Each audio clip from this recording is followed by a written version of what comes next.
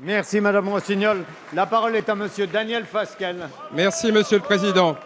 Ma question s'adresse au Premier ministre. Lors de son élection en 2012, François Hollande avait promis de se consacrer au redressement productif du pays. L'industrie allait être une priorité du quinquennat. Qu'en est-il 5 ans après? Force est de constater que le bilan est également sur ce plan particulièrement désastreux. Pourtant, tous les indicateurs étaient au vert. Prix du pétrole bas, taux d'intérêt proche de zéro, euro relativement faible. Mais alors que l'industrie représente 30% du PIB en Allemagne, 24% en Italie, en France, cette part est tombée à 19%. Et nous avons perdu 170 000 emplois industriels entre 2012 et 2016, sans compter les services qui y sont attachés. La raison de ce fiasco, la multiplication des normes et règles nouvelles, comme le compte pénibilité et le matraquage fiscal des entreprises et des consommateurs. Mais je veux également dénoncer avec force l'abandon répété de fleurons industriels avec une responsabilité partagée entre François Hollande et son fils spirituel Emmanuel Macron et ses amis. C'est ainsi que tous ensemble, ils ont signé l'arrêt de mort d'Alstom Energy, cédé à l'américain General Electric dans un secteur pourtant stratégique dans lequel la France a toujours été leader. On nous promettait la création de 1000 emplois, ces 1000 emplois qui ont été supprimés.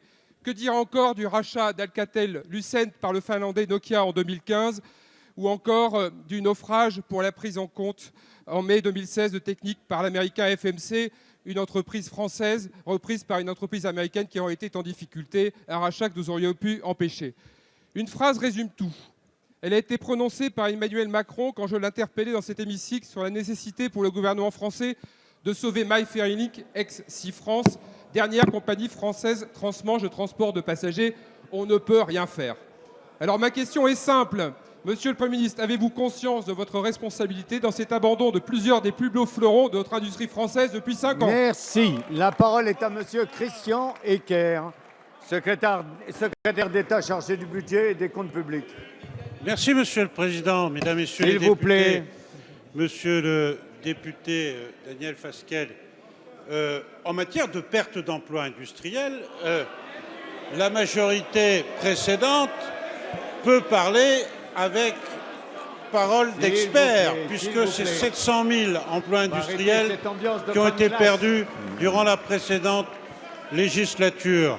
À l'heure où s'achève celle-ci, monsieur le député, je voudrais quand même vous indiquer un certain nombre d'éléments.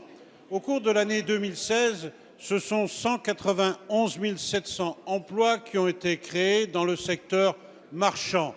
Cherchez donc entre 2007 et 2012 pareille statistique. Vous parlez de secteur abandonné, monsieur le député.